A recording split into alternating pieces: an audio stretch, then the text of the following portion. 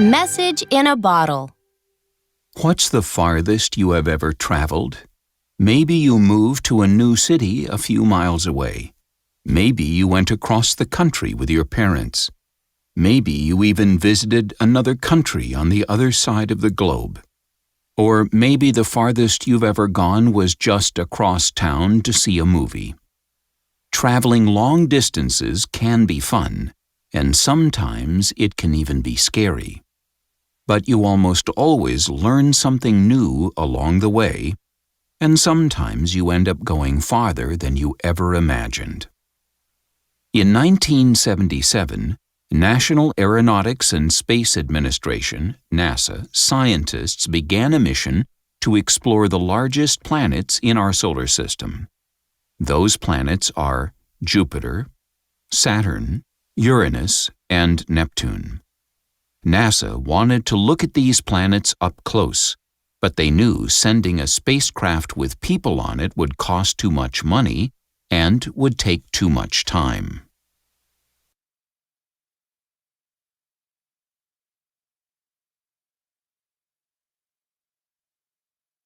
NASA also knew that once every 175 years, those large planets line up in a way that could allow things to fly close by each of them using gravity.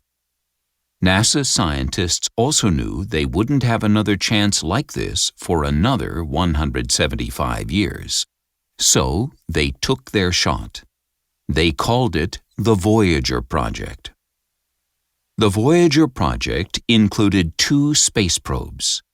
Space probes are ships that study objects in space without the need for people to live on them.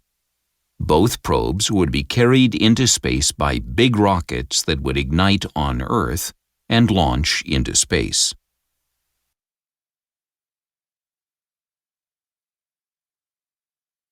Voyager 2 was sent out on August 20, 1977. Voyager 1 was sent out the next month on September 5th. That same day, Voyager 1 took the very first photograph in human history of both Earth and the Moon. Voyager 1 and 2 also had time capsules attached to them. A time capsule is something people put in a safe place so that they, or someone else, can look at it at a later date. It acts as a snapshot, a picture of a certain point in time, and tells about what life was like for those that put together and sealed the time capsule. A man named Dr. Carl Sagan heard about the Voyager project. Dr. Sagan thought that perhaps people other than humans might one day discover the Voyager probes out in space. So he set to work on what should be included in the time capsules.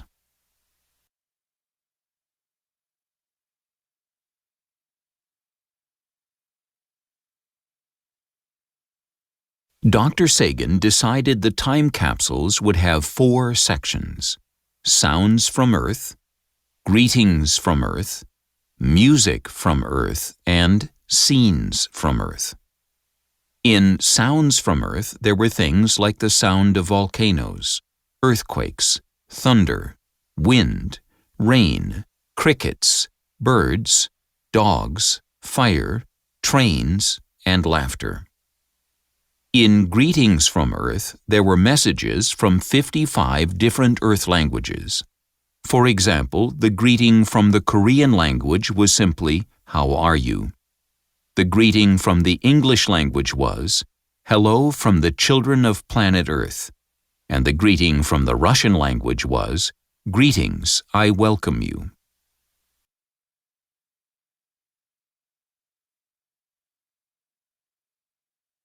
In Music from Earth, Dr. Sagan put in all sorts of songs from a great many cultures, including Beethoven's Symphony No. 5, Night Chant by the Navajo Indians, and Johnny Be Good by Chuck Berry. In Scenes from Earth, there were 115 images in the time capsule, pictures of animals, people, places, and things. These included pictures of the planets in our solar system, people doing everyday things like eating and shopping, and images of places right here on Earth. There were also pictures of kids in school like you. All of these scenes were put onto something Dr. Sagan called the Golden Record, a 12-inch gold and copper disc.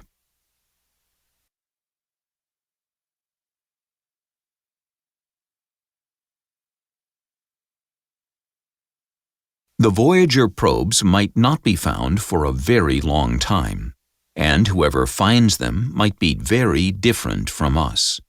So how would other species read all the stuff we sent into space? To solve these problems, Sagan left a guide on the cover of the Golden Record on how to play the sounds and pictures in a way that even strange beings from outer space could understand. A record is played sideways, so Sagan put instructions on the top left of the record about what speed to play the record so that the sounds could be heard correctly.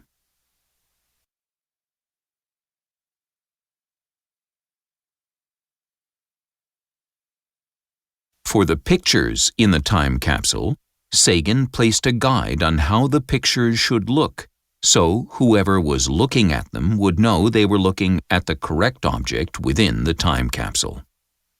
If someone from outer space saw the circle when they played the record, they would know that they were using it the correct way. On the bottom left of the record cover, Sagan put a picture of where Earth is located within the Milky Way, our home galaxy, so it would be obvious where the Voyager probes came from.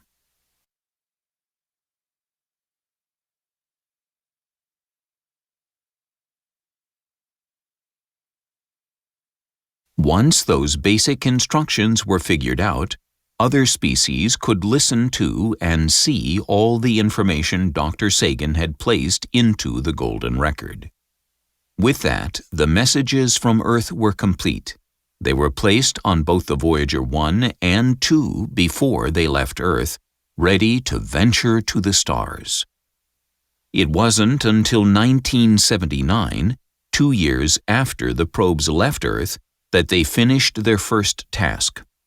They flew close to Jupiter, the largest planet in our solar system, and its moons. This flight would allow NASA to study Jupiter up close for the first time. Jupiter is mainly composed of gases. It has a core of melted rock and ice. It finishes an orbit around the Sun every 11.8 years, and its days last only 9 hours and 55 minutes. The Great Red Spot on Jupiter was discovered to actually be a massive storm more than twice the size of Earth, with winds reaching up to 270 to 425 miles per hour. Since Jupiter is so large, its gravity attracts lots of things to it. While Earth only has one moon, Jupiter has 16. One of these moons, Io, was seen by the Voyager probes and was found to have active volcanoes, just like we have on Earth.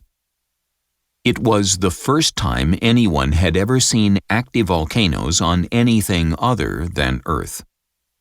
The Voyager probes saw 9 eruptions on Io, and the eruptions from these volcanoes reached 190 miles above the surface.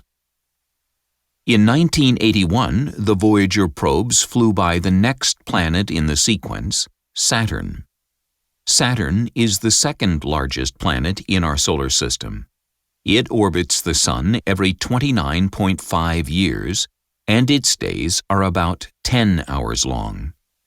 The winds there blow very quickly, about 1,100 miles per hour. You might know Saturn as being the planet that has massive rings. Well, it also has at least 17 moons. Like Jupiter, Saturn is mostly made of gases. The Voyager probes were the first chance NASA scientists had ever had to look closely at the rings of Saturn.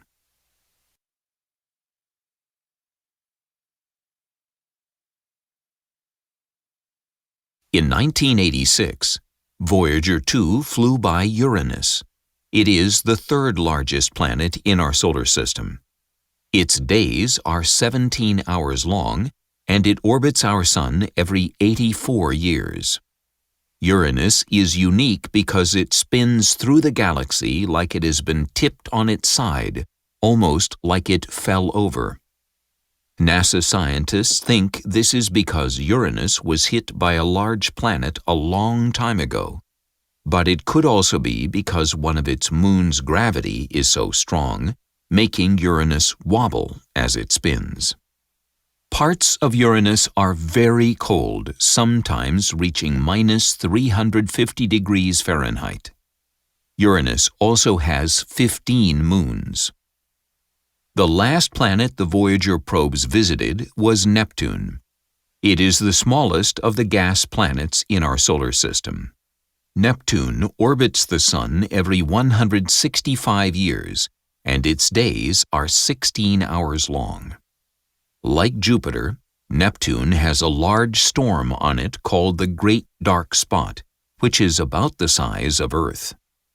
Near the Great Dark Spot, winds blow a steady 1,200 miles per hour. Neptune's largest moon is called Titan. It is the coldest place in our solar system, with temperatures reaching minus 391 degrees Fahrenheit.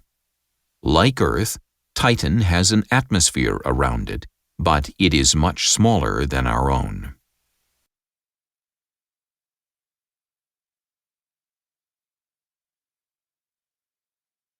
It wasn't until almost 13 years after the Voyager mission started that the probes took one last picture, an image of our entire solar system, kind of like a family portrait of our home in the Milky Way galaxy.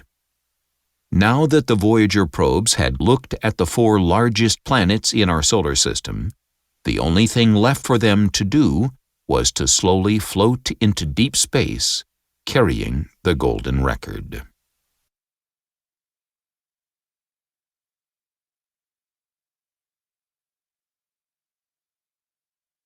In February 2017, Voyager 1 was 20.6 billion kilometers away from Earth. Voyager 2 was 17 billion kilometers away. In around 296,000 years, Voyager 2 will be 25 trillion miles from Sirius, the brightest star in our sky. It has the greetings, dreams, and hopes of the entire human race along with it, like a message in a bottle that travels the Milky Way galaxy instead of an ocean. So the next time you look up into the stars, think about the 2 Voyager probes. Someday, somewhere, someone might discover the Voyager probes and read the messages from Earth. What messages would you have sent on the golden record? What would you want aliens to know about yourself, your home, your family, or your country? Discuss. What types of things were included in the Voyager probes? Which do you think is most important and why?